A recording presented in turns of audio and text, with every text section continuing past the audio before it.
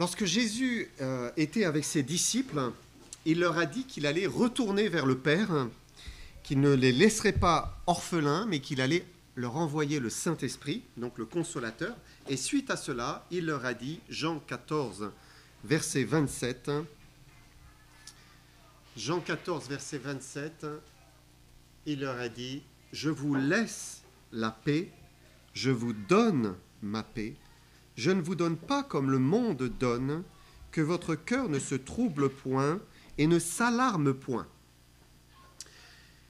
Nous sommes des êtres humains, nous avons une âme qui est sensible, qui est émotive même. Hein. On a tous des émotions, ça dépend de ce que l'on traverse au fil des journées. Quand les circonstances sont favorables tout autour de nous, on a dormi une bonne nuit de sommeil, on est dans un cadre connu, habituel, l'âme, elle est calme, tout se passe bien. Mais un rien peut venir bouleverser cet équilibre intérieur. Par exemple, vous êtes victime d'un accrochage en voiture. Ce n'est pas quelque chose qui arrive tous les jours, ça. Hein. Quand ça arrive, parfois, oh là là, vous êtes complètement perdu. Qu'est-ce qui se passe? Comment je vais gérer ça? Il y a des sentiments de panique qui peuvent monter. Des questions qui peuvent fuser dans notre esprit. Quand on est victime d'une agression, ça aussi, d'un seul coup, oh là, on commence à avoir des sentiments qui montent. Alors si en plus vous accrochez, la personne est en colère contre vous, alors peut-être même qu'elle est coupable, ou même que vous êtes coupable, peu importe. Si vous avez les deux en même temps, mais alors là c'est l'apothéose. Simplement, vous connaissez une personne et elle vous dit une parole blessante. Tout allait bien, et puis d'un seul coup, il y a un pic qui vous est lancé. Ça peut, d'un seul coup, provoquer beaucoup d'émotions à l'intérieur. Souvent, il y a deux réactions. Soit on monte en température, là, et hop, tout de suite, ça devient conflictuel. Ou bien, on perd ses moyens et on ne sait pas quoi répondre, quoi dire. Parfois, c'est une mauvaise nouvelle qui vient vous déstabiliser. Vous aviez une espérance, vous attendiez quelque chose, et puis ça ne se fait pas du tout. Au contraire, c'est tout le contraire qui arrive. Et ça déstabilise l'âme. On peut le vivre parfois comme une vraie catastrophe. Et les disciples sentaient que quelque chose allait se passer, parce que Jésus allait partir, il allait s'en aller, il parlait de rejoindre le Père, et c'est incompréhensible pour eux. Jésus-Christ, leur Seigneur, leur Sauveur, leur guide, leur Maître, celui qui avait toutes les réponses, toute la sagesse, celui qui réglait tous les problèmes. Dès qu'il y avait un problème, Jésus s'en occupait, et puis c'était réglé. Il allait les quitter, il allait partir. C'était inimaginable. Et leur cœur s'est emballé. Et le Seigneur l'a vu. Et c'est là où il leur a dit, mais ne soyez pas troublés, ne vous alarmez pas. On peut facilement être troublé et s'alarmer.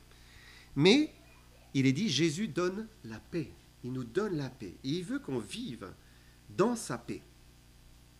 Je me souviens d'un témoignage, c'était le témoignage de Jean Battini. Peut-être quelques-uns l'ont connu. Jean Battini était un boxeur dans sa jeunesse. Donc voilà, il était plein d'énergie. Il était dans un appartement, je ne sais plus dans quelle ville. Il est possible que c'était à Paris. Donc il était en hauteur, 4, 5, 6e étage, je ne sais pas, et il entend des cris dans la rue. Il passe la tête par le balcon, et là, il voit un vieux monsieur, cheveux blancs, qui est en train de se faire, disputer, et quelqu'un est très agressif contre lui. Et Jean, qui a une soif de justice en lui, se dit, mais c'est pas possible ça. Il descend les escaliers 4 à 4. Il sort comme une fusée à l'extérieur. Où il est? Il était prêt à en découdre avec lui. Et puis le vieux monsieur, il le regarde, il dit, oh, c'est pas grave. Tenez, puisque vous êtes là, est-ce que vous voulez pas m'accompagner? En fait, c'était un monsieur de l'armée du salut. Et donc, il a emmené Jean à une réunion de l'armée du salut. Et Jean a accepté le Seigneur Jésus-Christ. Mais ce que j'aimerais relever ici dans cette histoire, c'est ce monsieur qui était paisible, il était en paix, il venait d'être agressé, mais voilà, ça n'a pas monté en température, il est resté calme. Est-ce qu'on a cette paix? On va prendre ce matin Philippiens 4, 1 à 9, ça sera notre texte, Philippiens 4 et versets 1 à 9. Il dit, « C'est pourquoi, mes bien-aimés et très chers frères, vous qui êtes ma joie et ma couronne, demeurez ainsi fermes dans le Seigneur, mes bien-aimés. J'exhorte Évodie et j'exhorte Syntyche à être d'un même sentiment dans le Seigneur. Et toi aussi, fidèle collègue, oui, je te prie de les aider, elles qui ont combattu pour l'Évangile avec moi et avec Clément et mes autres compagnons d'œuvre, dont les noms sont dans le livre de vie. Réjouissez-vous toujours dans le Seigneur. Je le répète, réjouissez-vous. Que votre douceur soit connue de tous les hommes. Le Seigneur est proche. Ne vous inquiétez de rien, mais en toute chose, faites connaître vos besoins à Dieu par des prières et des supplications avec des actions de grâce. Et la paix de Dieu, qui surpasse toute intelligence, gardera vos cœurs et vos pensées en Jésus-Christ. Au reste, frères, que tout ce qui est vrai, ce qui est honorable, ce qui est juste, ce qui est pur, ce qui est aimable, ce qui mérite l'approbation, ce qui est vertueux et digne de louange soit l'objet de vos pensées. Ce que vous avez appris, reçu, entendu de moi, et ce que vous avez vu en moi, pratiquez-le, et le Dieu de paix sera avec vous. » On va s'incliner courtement dans la prière. Seigneur, merci encore pour ta parole. Seigneur, ta parole qui est si puissante, si vivante, si actuelle. Merci parce que par elle, tu nous sanctifies, tu nous transformes, tu nous changes intérieurement, tu nous donnes des forces, tu nous renouvelles, Seigneur, et tu nous donnes un appui solide pour avancer. Merci, Seigneur, pour ta parole et bénis-la encore ce matin, s'il te plaît. Fais-nous du bien à cause et par Jésus-Christ. Amen. Donc le Dieu de paix nous exhorte à recevoir sa paix, à la chercher, à la recevoir, à la protéger. Et on peut dire qu'il y a 3 niveaux différents où nous avons besoin de sa paix. On a d'abord besoin de sa paix au niveau relationnel. C'est la paix avec autrui. C'est vraiment important. Au niveau personnel, c'est la paix intérieure, la paix avec soi-même, en soi. Et puis il y a un dernier niveau, on pourrait dire, qui est essentiel. Pour être en paix, c'est être en paix avec Dieu, au-dessus de nous. D'abord, la paix au niveau relationnel. Alors, Paul relève dans l'épître ici qu'à Philippe, il y avait 2 femmes qui ne s'entendaient pas très bien. Voilà, il commençait à y avoir un différend ou des différends entre eux. C'est ce qu'on lit au verset 2, on va le relire. Verset 2, « J'exhorte Évodie et j'exhorte Syntyche à être d'un même sentiment dans le Seigneur. » Donc ces 2 sœurs n'avaient plus les mêmes pensées, elles n'étaient plus d'accord l'une avec l'autre, et il semble, elles ne cherchaient plus la paix entre elles. Chacun campait sur sa position. Et c'est intéressant parce qu'il ne faut pas croire que c'était des sœurs qui étaient charnelles, des sœurs qui ne marchaient pas du tout avec Dieu, qui étaient infidèles. Non, ce n'était pas du tout ça. Regardez, verset 3, il dit « Et toi aussi, fidèle collègue, oui, je te prie de les aider, elles qui ont combattu pour l'Évangile avec moi et avec Clément et mes autres compagnons d'œuvre, dont les noms sont dans le livre de vie. » Elles ont combattu pour l'Évangile, elles se sont impliquées dans l'œuvre, elles étaient fidèles, elles aimaient le Seigneur. Mais à un moment, le courant n'est plus passé entre elles. Il y avait un problème. Alors on ne sait pas la raison, mais en fait, Dieu ne juge pas utile de nous la dire. En fait, ce n'est pas important. Il y a tant de sujets de se diviser, on n'a pas besoin de tous les voir. Mais ce que Dieu voulait, c'était qu'elles se réconcilient, qu'elles cherchent la paix l'une avec l'autre. Et c'est vraiment important. Vouloir être en paix les uns avec les autres. On est en train de parler ici d'une église locale, d'une assemblée de chrétiens qui se réunissaient régulièrement. Ici, c'était à Philippe. Et il dit, mais il n'est pas possible que vous ne soyez pas en paix tous les uns avec les autres. C'est indispensable. Paul s'adresse, dans le verset 3, il s'adresse, et toi aussi, fidèle collègue, à un collègue, on ne sait pas qui il est. Certains se sont demandé si c'est le Clément qu'il cite dans le verset. En fait, on ne sait pas. Mais ce qui est intéressant, c'est qu'il demande à un frère d'intervenir pour venir aider Évodie et Syntyche à se réconcilier. Et on peut être un instrument. On peut, nous, être des instruments pour aider à la réconciliation. Il faut vouloir être soi-même en paix les uns avec les autres, mais on peut aussi aider les autres à être en paix quand il y a un différend. Il arrive très souvent, mais c'est vraiment très souvent, qu'un chrétien quitte une assemblée parce qu'il a un différend avec quelqu'un. Et plutôt que de tout faire pour aller vers la paix, vers la réconciliation, il choisit la fuite. Il préfère, voilà, on met derrière, hein, et puis on avance, hein, mais on ne grandit pas quand on fuit à cause d'un différend. Dieu permet justement qu'on soit ensemble pour grandir, hein, pour nous sanctifier, pour nous transformer. Si à chaque fois on fuit, on va faire 10 assemblées hein, dans toute sa vie, et on n'aura pas appris. On a besoin d'apprendre, on a vu tout à l'heure, à pardonner, à aimer. Et il est possible d'être en paix les uns avec les autres hein, et d'un même sentiment dans le Seigneur. C'est ce que dit le texte. Hein. Au verset 2, il dit « J'exhorte Évodie et j'exhorte Saint-Tiche à être d'un même sentiment dans le Seigneur. » C'est important. Hein.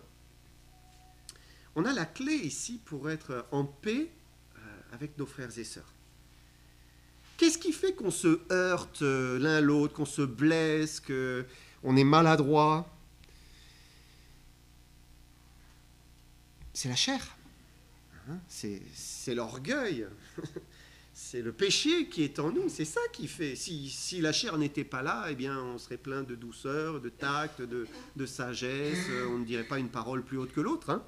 Mais c'est la chair qui est en nous.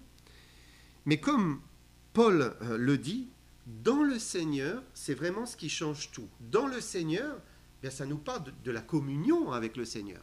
Ça nous parle de la dépendance du Seigneur, de l'obéissance au Seigneur. Quand on est dans le Seigneur, ça y est, on est dans l'obéissance au Seigneur. Et quand le chrétien marche dans le Seigneur, alors il va rechercher la paix. Il va aller vers la paix. Il va tout faire pour que, eh bien, voilà, il y ait la réconciliation, il y ait une compréhension, un partage, hein, et faire en sorte que ça se passe bien.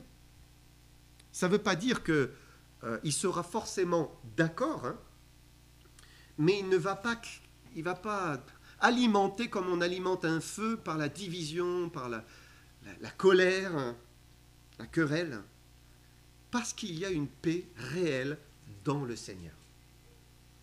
Éphésiens 4, 1 à 3. Éphésiens 4, versets 1 à 3. Il dit « Je vous exhorte, moi, le prisonnier dans le Seigneur, à marcher d'une manière digne de la vocation qui vous a été adressée, en toute humilité et douceur, avec patience, vous supportant les uns les autres avec amour, vous efforçant de conserver l'unité de l'esprit par le lien de la paix. » Paul met l'accent sur l'humilité, la douceur, la patience, le fait de se supporter avec amour.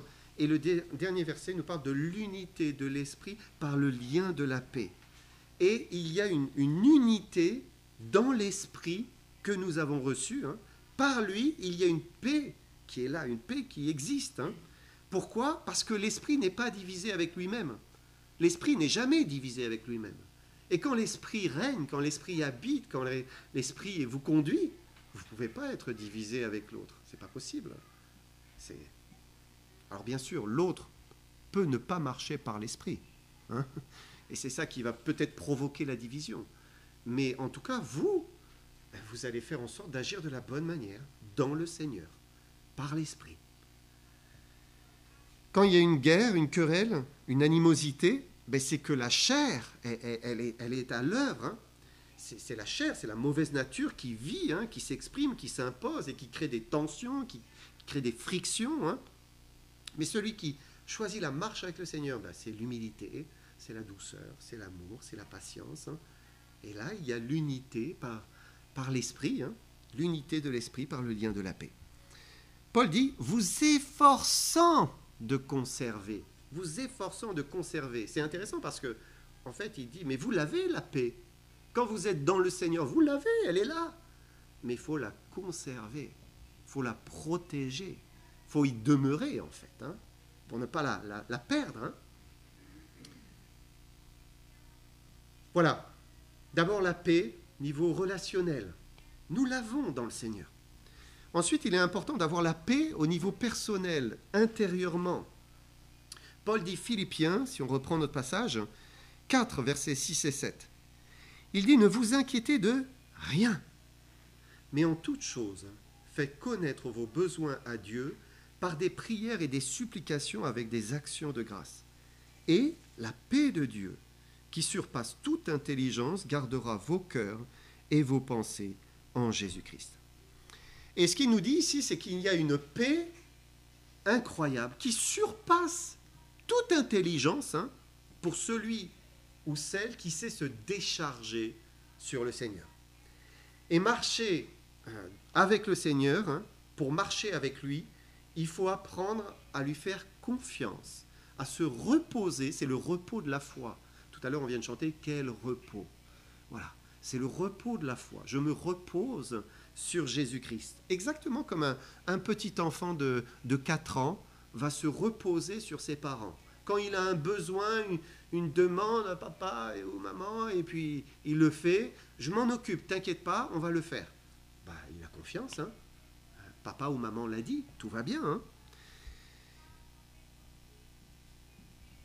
Dieu veut qu'on ait une confiance d'enfant. Comme un petit enfant, je lui ai dit, je lui ai fait confiance, je lui ai demandé et je lui fais confiance. C'est vraiment important. Parce que devant lui, on est tous des petits enfants. On se sent peut-être adultes, mais bien sûr, on est tous des petits enfants devant le Seigneur. Et cette confiance enfantine en Dieu, c'est un choix de vie. J'étais très touché par les 2 astronautes là, qui ont été coincés en orbite dans la station spatiale. Là, vous avez peut-être vu un peu les informations. C'était Butch Wilmore et Sonny Williams. Alors peut-être, je ne sais pas si dans les médias français on en a parlé, mais ils étaient partis pour 8 jours et finalement, ils sont restés 9 mois. Ça change beaucoup, 9 mois d'une vie. Alors bien sûr, c'est des astronautes, ils sont contents de faire ce qu'ils font, c'est leur métier. Mais quand même, c'était plein d'angoisse, puisqu'ils partent donc avec une fusée, un lanceur Boeing, là, sur 8 propulseurs, 4 tombent en panne. Et si bien que quand ils approchent de la station, ils ne pouvaient pas s'amarrer parce que l'angle n'était plus bon. Et là, vous commencez à vous demander qu'est-ce qui va se passer. Et puis finalement, Butch était un chrétien, il est chrétien, mais il a beaucoup prié, en même temps en relation avec la station sur Terre. Ils ont réussi à faire une réinitialisation et avec les quelques réacteurs qui fonctionnaient encore, eh bien, il a réussi à redresser et à s'amarrer. Mais finalement, ils ont renvoyé la fusée à vide parce que c'était trop dangereux pour eux de redescendre avec cette fusée. Et donc, ils sont restés 9 mois là-haut. Et Butch donc, a témoigné que durant ces 9 mois, eh bien, il suivait des cultes. Il avait deux églises baptistes aux États-Unis, il suivait la parole de Dieu, il se nourrissait, et il a témoigné de sa confiance dans le Seigneur. C'est formidable d'entendre l'expression de sa foi. Là, il est encore dans sa fusée. Il est interviewé par un journaliste qui lui pose la question « Mais quelle a été la leçon de vie que vous avez apprise ?» Il a dit « Mon sentiment sur tout cela remonte à ma foi. Elle est ancrée dans mon Seigneur et Sauveur Jésus-Christ. Il accomplit son plan et ses desseins pour sa gloire à travers toute l'humanité. Et la manière dont cela se manifeste dans nos vies est significative et importante pour moi. » Autrement dit, Dieu sait ce qu'il fait. Dieu sait ce qu'il fait. Et chaque jour, en orbite, eh bien, il avait son culte personnel, sa relation avec le Seigneur. Et il déposait au pied du Seigneur ses inquiétudes, parce que lui aussi pouvait en avoir, ses frustrations. Vous savez, quand vous partez 8 jours et finalement c'est 9 mois, il peut y avoir des frustrations intérieures, son espérance. Et être enfant devant le Seigneur, ça ne signifie pas être... voilà, on dit... voilà. Vous avez besoin de ça, vous avez besoin de cette béquille, vous appuyez, comme si on est naïf, on est vraiment bête, quoi, vraiment, c'est pour les faibles, ça. Mais non. Pas du tout, pas du tout. Mais c'est un choix de vie. on fait le choix de s'en remettre au Créateur qui règne, qui est au-dessus de nous. Et pour cela, eh bien, il faut croire, il faut faire confiance, hein. Il faut lui remettre notre vie, lui remettre nos inquiétudes, nos peurs, hein, et croire. Hein, parce qu'on peut lui remettre, hein, et puis ensuite, ne pas le croire. C'est-à-dire que quand je lui remets ce qui m'inquiète, je dois croire que mon Père va s'en occuper. Donc j'ai plus à m'inquiéter pour la chose. Je suis dans le repos. Seigneur, je te l'ai demandé, je te fais confiance. Ça, c'est la foi. C'est la foi pratique, concrète. Si je prie et après je continue à m'inquiéter, ben je n'ai pas foi. Ce n'est pas la foi, ça. La foi, c'est faire confiance. Donc je lui demande, je lui fais confiance. Ça ne veut pas dire qu'après je ne fais rien, mais je suis dans le repos de la foi, la confiance.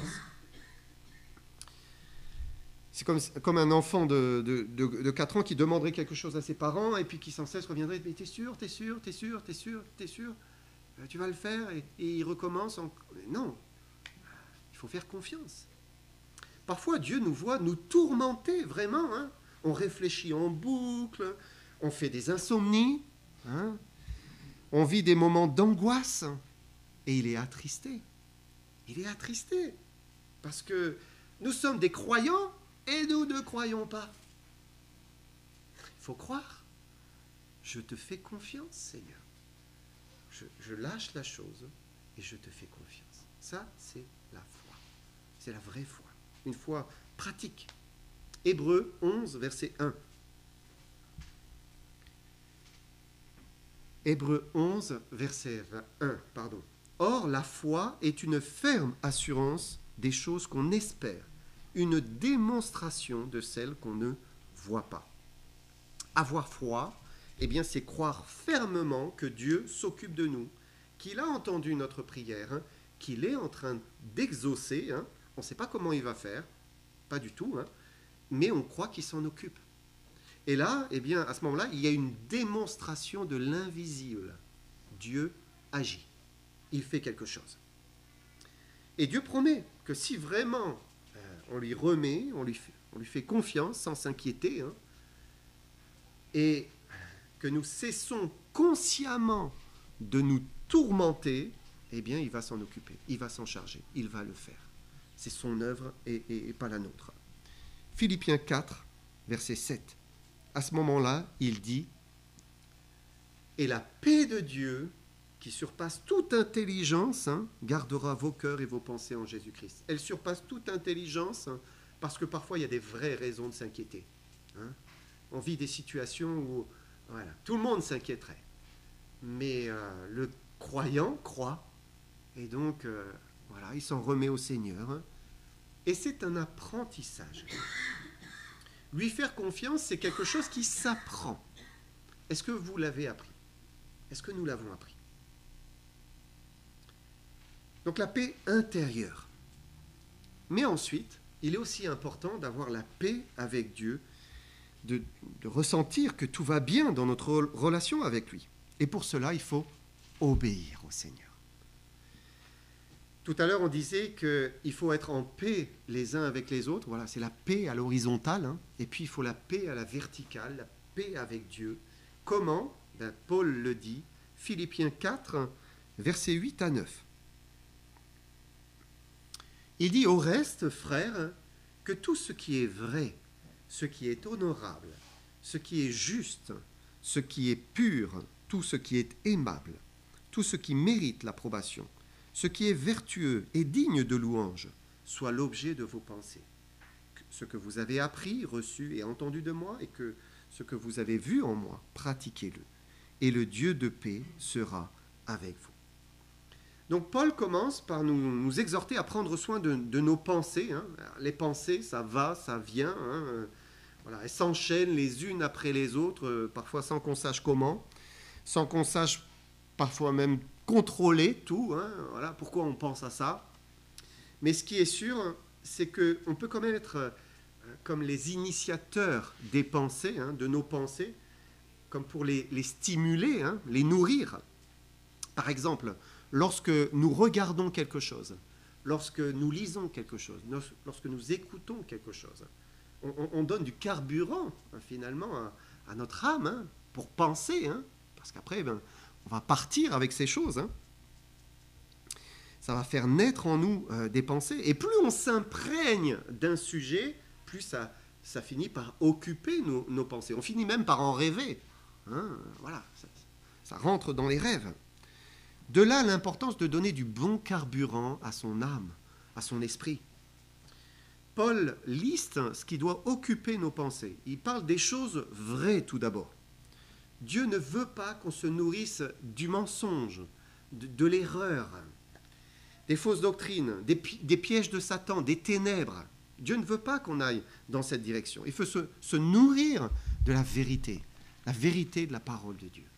Voilà, on se nourrit des choses vraies. Et plus on connaîtra la vérité, hein, plus elle va influencer notre vie et plus elle va nous aider à discerner ce qui n'est pas vrai, l'erreur. C'est comme un musicien, l'oreille d'un musicien, vous savez, qui entend une fausse note.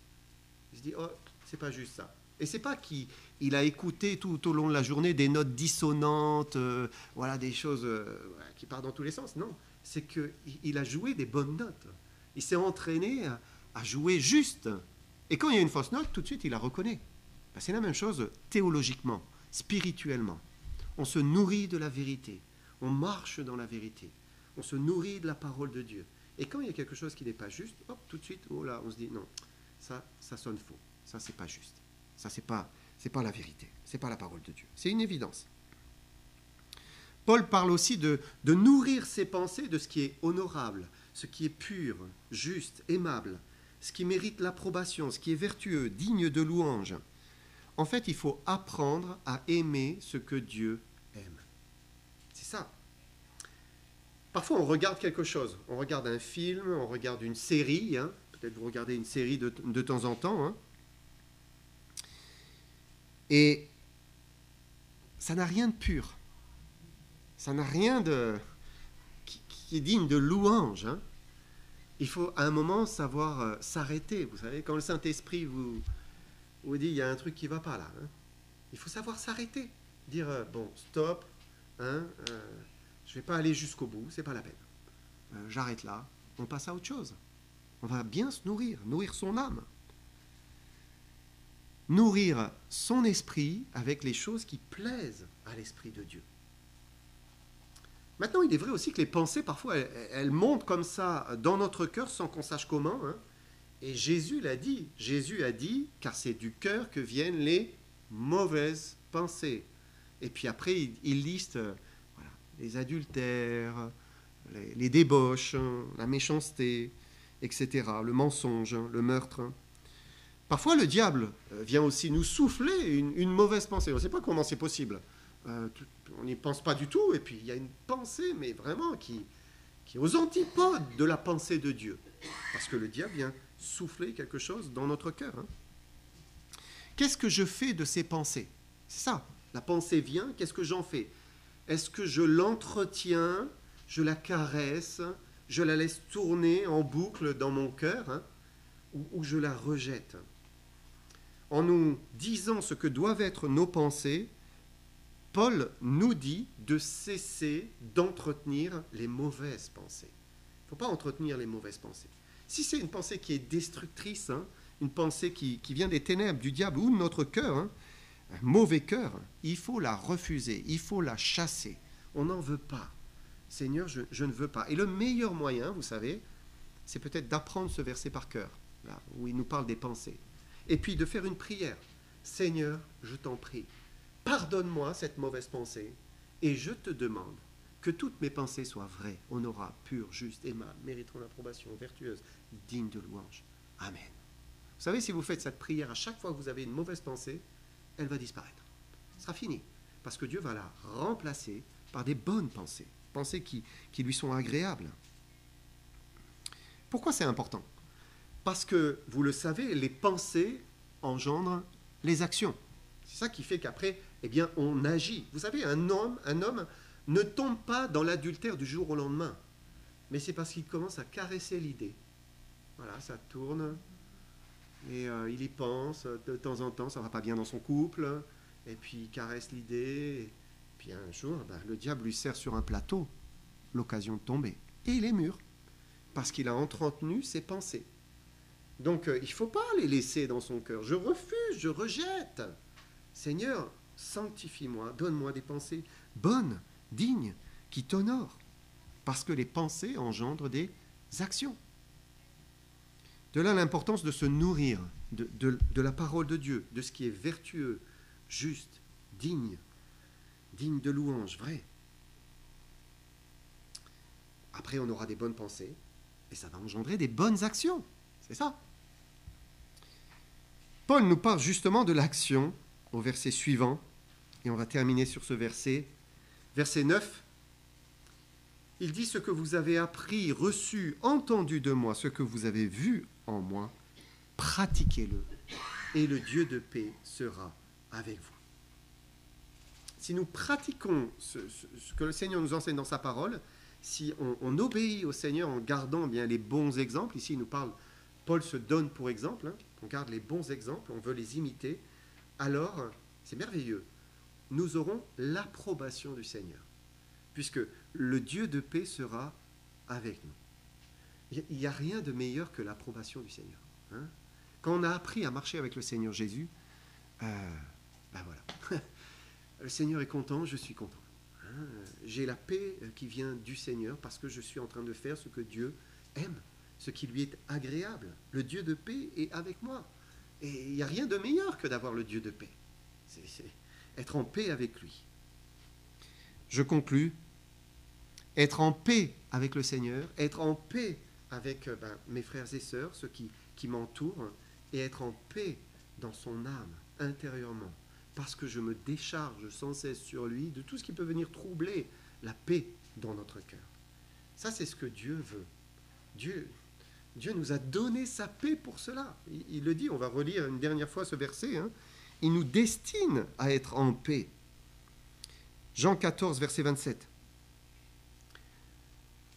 Je vous laisse la paix, je vous donne ma paix. Je ne vous donne pas comme le monde donne, que votre cœur ne se trouble point et ne s'alarme point. Qu'on puisse le mettre en pratique.